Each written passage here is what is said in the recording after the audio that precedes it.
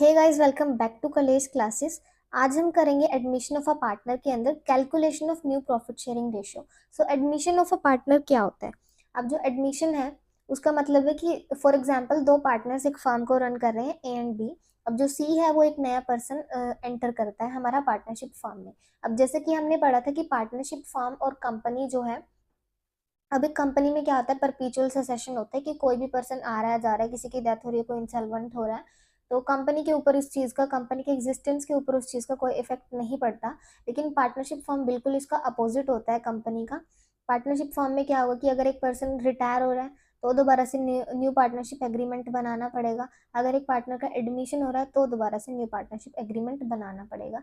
ठीक है, तो एडमिशन के अंदर क्या एक पार्टनर आया है तो नया पार्टनरशिप एग्रीमेंट बनेगा, उसी के साथ साथ न्यू प्रॉफिट शेयरिंग रेशियो भी हमको फाइंड आउट करनी पड़ेगी। बिकॉज अब जो हमारा टोटल प्रॉफिट है फर्म का, उसको हम ऑलवेज क्या मानते हैं कि जो हमारा टोटल प्रॉफिट है वो 1 है। अब जो वो 1 प्रॉफिट है ना, उसको दो पार्टनर शेयर कर रहे थे अभी तक, चाहे वो किसी भी रेशियो में शेयर कर रहे हो।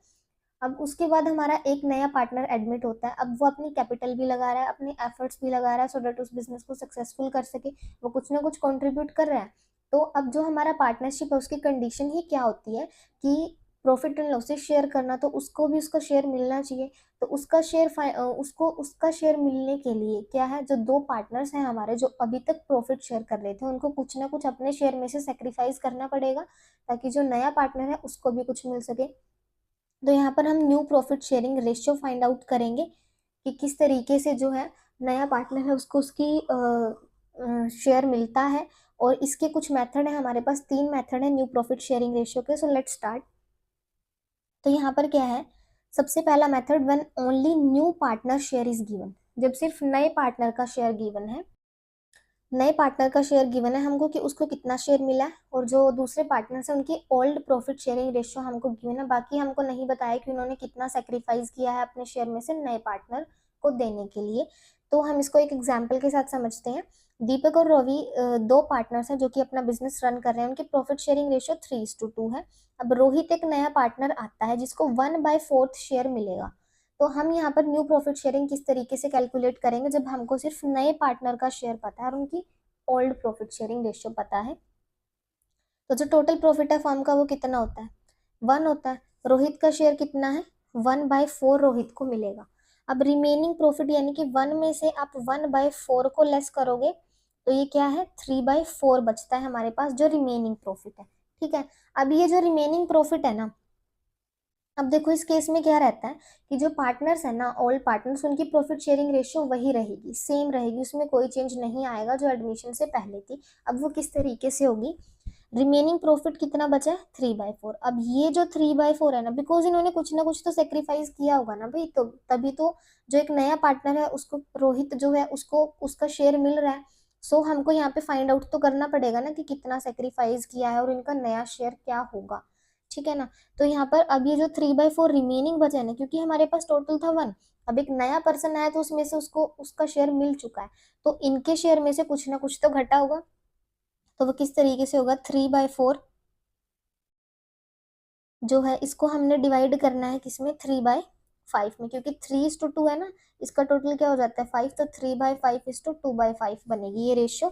तो यहाँ पे 3/4 इंटू 3/5। तो इसका मतलब यहाँ पे क्या है कि 3/4 जो रिमेनिंग प्रॉफिट है ना, इसका 3/5 जो ऑल प्रॉफिट शेयरिंग रेशियो उसके बेसिस पे फाइंड आउट कर रहे हो कि 3/4 का जो 3/5 पार्ट है ना, वो दीपक का न्यू शेयर है, तो ये कितना बनेगा हमारा 9/20। एंड जो 3/4 का 2/5 है, ये हमारा हो जाएगा 6/20। ठीक है, अब आप एक तरीके से अगर देखोगे ना, तो 9:6 दीपक एंड रवि की, सो ये क्या हो जाता है, 3:2 है, तो सिमिलर ही, जस्ट थोड़ा सा चेंज हुआ है। अब रोहित का शेयर कितना है, 1/4 है। अब न्यू प्रॉफिट शेयरिंग रेशियो हमारी क्या हो जाएगी, 9/20 इज टू 6/20 इज टू 1/4। तो ये किस तरीके से हो जाएगा हमारा, 20 एलसीएम ले लेना, 9:6:5, तो हमारी रेशियो जो है वो 9:6:5 हो जाएगी। ठीक है, न्यू प्रॉफिट शेयरिंग रेशियो जो होगी। तो इस केस में आपका ये रहेगा। सिंपली आपने क्या करना है, नए पार्टनर का शेयर गिवन है, उनका सेक्रीफाइस नहीं गिवन है। तो टोटल प्रॉफिट हमारा 1 है, जो नया पार्टनर है उसका शेयर जो है 1 में से आपने लेस करना है, जो भी रिमेनिंग होगा वो दोनों पार्टनर्स में उनकी ऑल प्रॉफिट शेयरिंग रेशियो में डिवाइड कर देना है।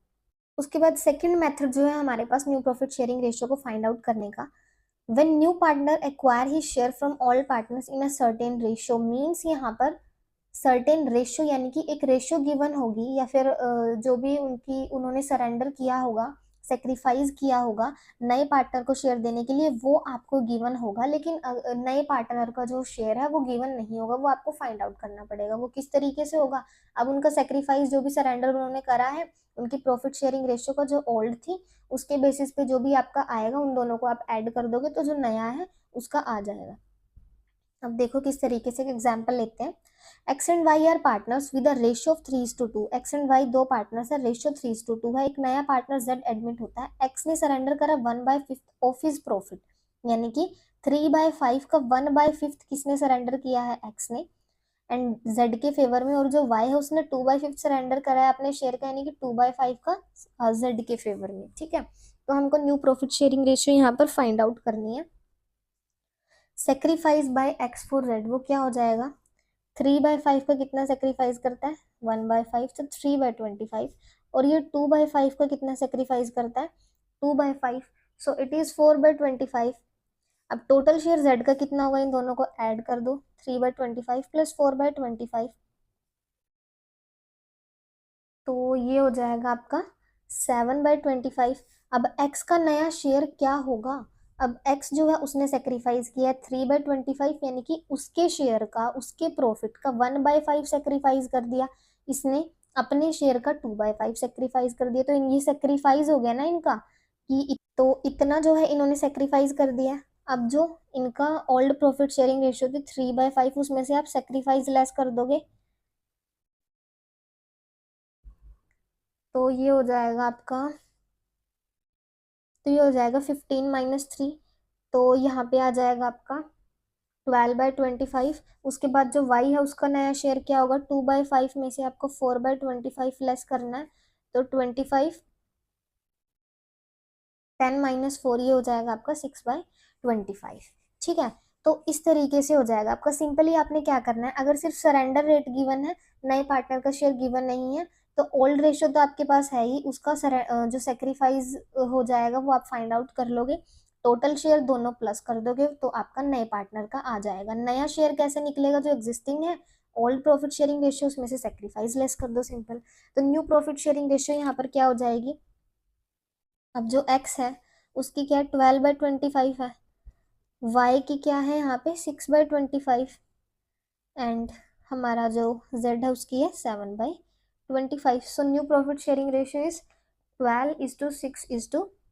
तो नेक्स्ट जो आपके पास मेथड है, when the share of sacrifice by all partners is given, तो इस केस में आपको जो नया पार्टनर एडमिट हुआ है उसका शेयर भी गिवन होगा, और जो सेक्रीफाइस है वो भी गिवन होगा। अगर ये सारी चीजें गिवन है तो आपको सिंपल क्या करना है, डिडक्ट करना है उनकी जो न्यू शेयर है वो फाइंड आउट करने के लिए, ओल्ड में से जो सेक्रीफाइस गिवन है वो डिडक्ट करना है सिंपल, और आपकी नई प्रॉफिट शेयरिंग रेशियो आ जाएगी। अब ए का न्यू शेयर क्या होगा, देखो ए जो है उसका 4/7 है, उसने कितना सेक्रीफाइस किया है, 2/10 सेक्रीफाइस किया है, तो यहाँ पे हो जाता है 70, 40 - 14, तो ये हो जाएगा 26/70। उसके बाद इसका क्या हो जाएगा, 3/7 - 1/10, 30 - 7, ये यहाँ पे एलसीएम 70, तो इस तरीके से ये 10, 30 माइनस ये 7 हो जाएगा, तो यहाँ पे आएगा आपका 23/70, और इसका तो 3/10 है ही, तो ये किस तरीके से हो जाएगी हमारी 26/70 इज टू 23/70 इज टू 3/10। जो सी है उसका नया न्यू शेयर कितना है सी का, तो जो एडमिट हुआ है नए पार्टनर का 3/10 है, तो ये हो जाएगा हमारा 70, 26 इज टू 23 इज टू, ये हो जाएगा हमारा 21। ठीक है ना, तो ये हो जाएगी इनकी new profit sharing ratio.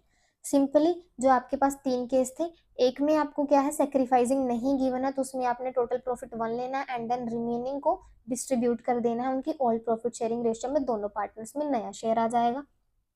Secondly आपके पास क्या था कि सेक्रीफाइसिंग आपको गिवन है, लेकिन जो नया पार्टनर एडमिट हुआ उसकी गिवन नहीं है, तो आप क्या करोगे, उनका सेक्रीफाइस निकालोगे ऑल प्रॉफिट शेयरिंग रेशियो के बेसिस पे एंड देन उसको ऐड कर दोगे, जो नया पार्टनर है उसका आ जाएगा।